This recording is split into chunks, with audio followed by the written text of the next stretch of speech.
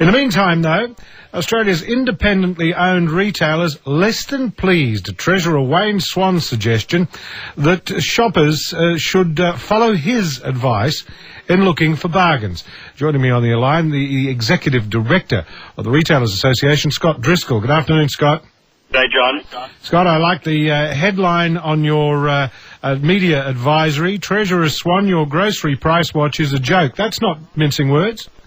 John, it's not mincing words, and I think it's very well founded. If your listeners are actually hearing what came out of Parliament yesterday, the Commonwealth Treasurer has actually thought that a good way to bring down grocery prices would be to tell people to look for specials and compare prices. And you know, this is the Commonwealth Treasurer who's supposedly in charge of pushing down inflation, pushing down grocery prices, and his big solution is go on YouTube and tell people to compare prices. We're just waiting on directions to get in and out of the car park, and then everyone will be set. Fine. My reaction to it was good on you, Sherlock.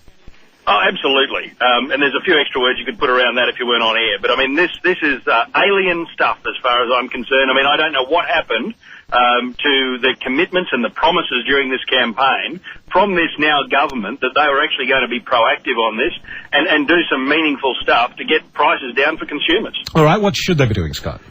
John, we've been saying long and loud now for ages that the best way to curb prices is to put a stop to this massive, massive cash grab that the Coles, Woolworths and duopoly are orchestrating.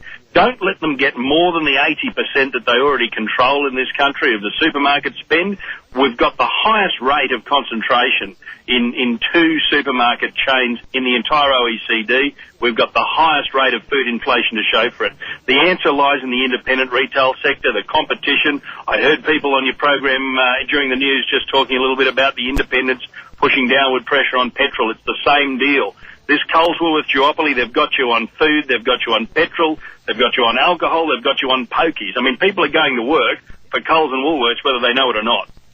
Well, that's right. An enormous percentage, and I can't recall the percentage actually that was quoted to me the other day when I was talking to some of the good people at IGA, the enormous percentage of the average household income that goes straight into the bank and then straight back out to Coles and Woolies is incredible. It is, John. I mean, if these guys get a hold of banks, which we know they've tried to do, these fellas try to go for your home loan as well. Basically, you may as well just go and deposit your entire paycheck down at Coles and Woolworths.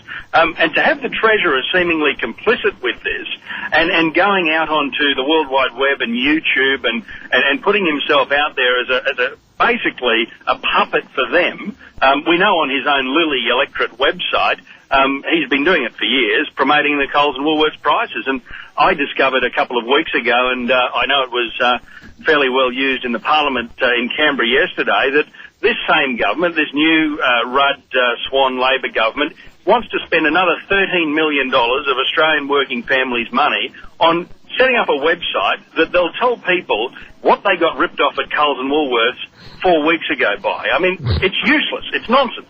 It is, you're right, useless, and it is, you're right, nonsense.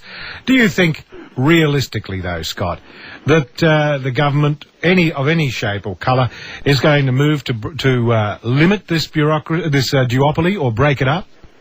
John, they haven't yet, and this isn't about knocking either colour of government. You know, they're both really quite poor when it comes to form on this. We really want to see, and the government of the day is the Labor government, we want to see them fulfil their commitment, though, that they won an election on the back of, that they would push down prices for Australian working families. Right now, it's all rhetoric. It was a good campaign spin. It was a great slogan. Let's put it into policy. Now, seeing the Treasurer coming out and coming out with rubbish does not give a great deal of... We've seen consumer confidence fall through the floor since they took government. We've seen business confidence fall through the floor. We've seen people, I know my members, we've got thousands of independent retailers Australia-wide. They're putting on hold employment plans. They're putting on hold shop fit-outs. This thing's slowly growing to a halt, all because this government's probably overpromised and is well and truly under-delivering at the moment. All right, Scott Driscoll, thank you very much for that. That's certainly telling it like it is, and we'll be interested in getting a response from Treasurer Wayne Swan at the earliest opportunity as well. Good on you, Scott. Thank you.